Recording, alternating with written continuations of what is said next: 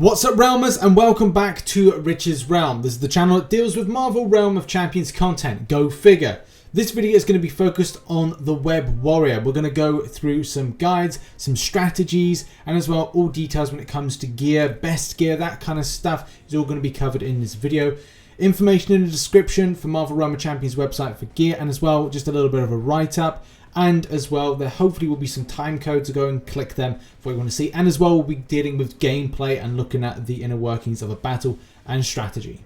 Now, for this particular video, I will be focusing on the web shooters of the weaponry. I do have the Gatling shooters, but that is something that we'll go in a bit more depth in the gear section of this video, because one thing I do want to focus is on the strategies as well as playing styles and stuff like that. So I want to get into some gameplay or showcase some gameplay and kind of break down what I was doing right, what maybe I was doing wrong, and as well things to watch out for with basic strategies, the usage of the champions, routing in place, and that kind of stuff. So first of all, I've got footage here of what I'm up to with this Web Warrior. I'm going wide because I want to see if anybody is going around the outside and if I need to route them in place. Now I've just thrown my SP1 to route enemies in place as well, which is good. If you're focus firing one particular target, having that SP1, that routing in place, does mean that the focus will be on one specific champion. At this point, we should have focused to the right on the other champion that was a lot lower in health. And now I'm watching to the right and the left to see where this champion moves.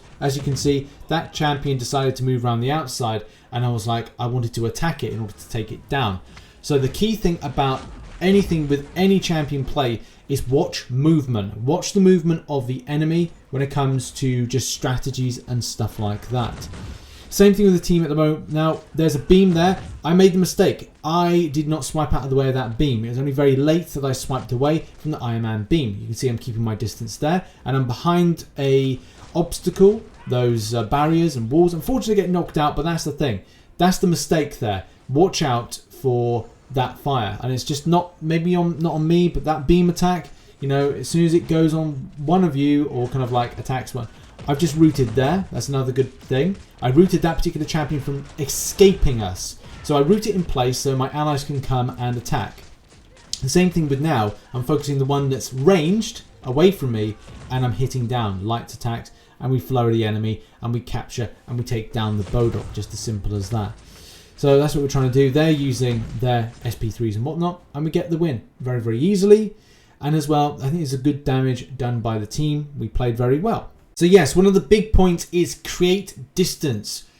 In this particular scene, you can see that I do not have an available evade, which is the swipe. So I'm not able to get away from any kind of enemies. But at the same time, a lot of the time, I'm trying to create distance. I'm a ranged attacker. So the best thing I can be is away from enemies. So I can have a look at where the battle is going, have a look where's the best time to come in, and even if it does feel lost, I can still try and get round to some of those health potions, grab them, and then try and see if I can hold up play, because that's going to be another key thing as well. Am I able to use my route to hold up play and hold up the enemies from making any advancements to my allies if we don't have anything like a Hulk or a super soldier? God, I can't speak properly. Super soldier, who are very much tanky types of champions and are good for, like, you know, taking the damage straight on, whereas this champion is all about distance and high attack. Also, something else to mention, which I think I did say in that fight, but also to reiterate, is use barriers to your defense and try and avoid a lot of things like projectiles, distance, and look towards the ground. If you see a lot of the stuff like the storm frozen field, if you see the little degen and other elements of other champions, then get out of the way. Make sure to don't overuse your swipes. I do make that mistake from time to time as I swipe a bit too much, and it's always important to just leave it there. You will need it, and it's the difference between you being in the game or being KO'd by that beam by Iron Man, which is just going to be like, oh man, that's not so good. Okay, we're back up with another fight.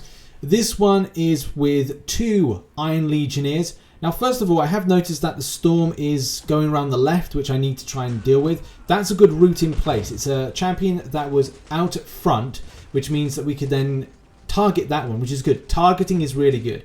Now, I'm not in communication with these guys, but that's the important thing to recognize.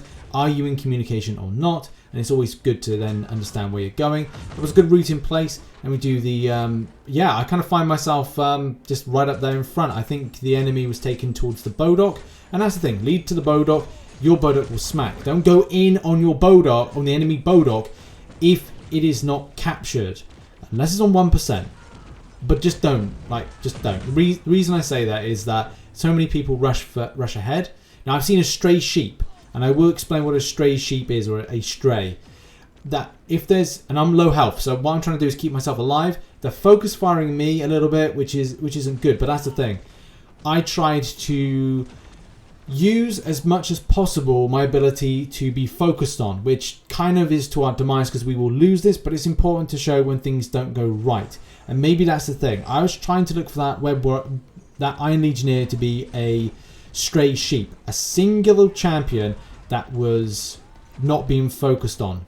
So I decided to focus it because it was low health. That was a good play as well. I rooted the enemy in place while they were close to the bodok. This meant that my bodok was able to smack the other one.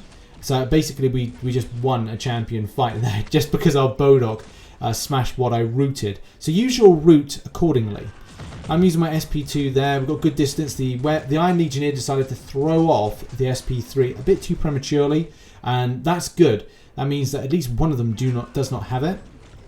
Again, creating distance. No champion is being a logical target for me to go for. So again, I'm creating distance. I'm going back. I'm coming back in. I'm surveying my area. I'm thinking when it's good to attack. I'm getting out of the way, using my evade to swipe away from things that are being placed on the ground. And when things are being placed, swipe out of the way, for God's sakes.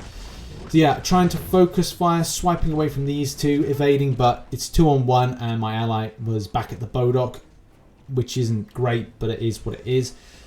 One of us has to at least stay in the center, and it doesn't look too good. We need to then win this around.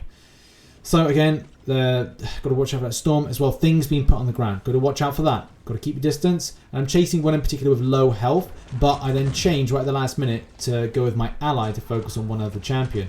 You have to watch the battlefield, watch where enemies are going, figure out very quickly on a dime what is the best strategy. So low health champions focused first, then it's a case we've just got the storm to deal with. I'm going to throw an SP1 to root in place, which is good. We capture as a result of her being rooted outside, and then we focus on the enemy bodok, bish bash bosh, and we got the win. So that was relatively good play from a few little mistakes here and there, but a case of learning. Being strategic is the best way.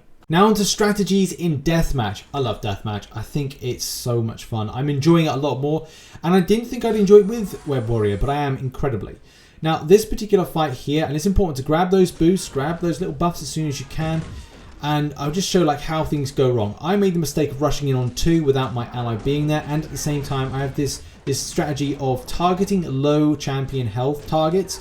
Now this was good, but at the same time that super soldier is great because of that stun. That's an amazing thing to have. Great for arena conquest. But here I'm trying to, at least like best I can, stay alive. I did pretty well there to use root, and it's great to have a Sorcerer Supreme to heal me up. I also created distance when I was low health to try and get some of those health potions, and that's a similar process that I'm going to be trying now. I'm right next to a health potion. I'm like, I should have grabbed that. And it's good to show things when it's, there we go, finally grab it. So it's good to show when things aren't correct. We target as a team a low health Iron Man, or Iron Legionnaire, I need to kind of remember the names. And that was a good process.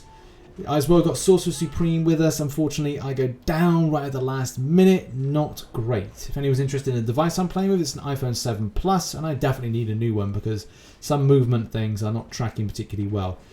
But it's all good. So again, like I'm on the edge. We're targeting as a team. I'm there with my ally. I'm now looking at the scores, and it's important now because things are very tied or close to being tied. I'm going to have to work hard. I target a low health champion there. We didn't get up to 10, and if you don't know, you can hold on to 10 points to win, and that's what we're going to try and do. The scores are 11-9, and as well, just targeting low health champions. That's what we're doing. The scores are now 10-11, and it's all touch and go, but it's 13 seconds on the clock. One strategy I would emphasize is keep distance, and as well, if you are close to winning, just be a little coward. Be a bit of a coward like I'm being here, and I'm creating distance. Not the best thing when it comes to like low health, but A win is a win, and that's the best thing to do. Root is an amazing thing. Use your root to stop enemies chasing you down. You root a champion, and then you get gone. Get gone! And then you watch them just try and chase you, and they can. Unless you're dealing with Hulk, that's a very different scenario. But that's what I suggest with that, is to focus on that that dynamic of creating distance, get those buffs, and as well try to root in place. It's a bit cowardly, but it's the difference between you preserving your win and as well losing. So what's next for us to talk about? And that's got to be gear. Gear, and I will be very specific on this, how you gear a champion is going to be applicable to you. Now, if you have double stack things when it comes to synergies, that's great. I currently do not have them. I'm hoping down the line to have them, but I would say it's important to have, as you can have a lot of the base stats of stuff that you can see right here, but as well have that added extra of that synergy, adding that extra level of damage, resistance, or other elements as well, depending on what you're going up against and what champion you're using. And this is where Marvel Realm of Champions website comes in. It's actually an amazing asset already. It's got all the elements of things that you would love to hope from a website, especially from an official website, and more. So when you've got the breakdown of gear, that's going to be quite important. I will talk about how I gear my particular web warrior and my own feelings of how I feel is functioning, and as well my future plans with rare gear, because funny enough, I don't actually have any rare gear on my web warrior at the moment. But look, you've got web shooters, Gatling shooters, all have different types of things, and you can check them out in a really kind of well put together manner. So for the because we've seen the SP1s, 2s and 3s. Of the 3, I like SP1 for rooting in place. SP2 has amazing burst damage, and the SP3 as well has some real swinging big damage as well. And when I'm going up against the bodok, I certainly like to have my SP2 ready to use, and as well the SP3 if possible. It just means that rapid damage is handy to get that bodok health down quickly. But yeah, you got the SP2, so Web Warrior rapidly fires a spray of web projectiles in a cone to deal piercing damage to inflict slow. Very handy for different champions you're going up against. Better against champions that would be very quick champions, but as well slowing them down is very important. You've got root, but at the same time, imagine like the field of freeze that Storm is able to do, and the way it slows down champions, you slow them down during where they're close to the bodok, your bodok, and as well if you want them to be targeted, it's very important as a team to have one of these geared champions on your team to help out. Shocking damage as well can be very, very handy. But yeah, there's loads of different breakdowns of gear and stuff like that. So yeah, there's synergies as well. So the synergies, if you're interested, are on screen here. So web sling, cooldown reduction, you've got elastic compounds, increased web sling power, web counter web, you've got counter strike, you've got proportional strength. So yeah, there's a whole list of different types of gear, rare gear and stuff. So it's worth checking out the website. It's going to give you an idea of what's going down and as well preparation. But all of those extra synergized gear will have that extra element of, as I said, resistance and other bits that will be increasing your potency, your resistance, everything else that you might require. So let's just talk about like a basic build. A lot of the time when I'm building up champions, especially from a lower level, and especially with range-based attackers, which aren't going to be so upfront, I largely put more emphasis on light attack power, that tapping down, because that will be the main thing that I'll be using. A little bit towards the health, but it just depends on like what I've got available, what is good. I've got attack power increase, heavy attack power, and I probably will change that for something more attack power generated. Light attack again. We've also got light attack again. So my champion, my web warrior, is built more with that. I'm creating distance. I don't want to get hit. And because I don't want to get hit, I'm creating range. I'm at range. I'm hopefully doing more damage at range. So that means I'm going to put all emphasis into attack power with this champion. With other champions, maybe I'll build them a little bit differently.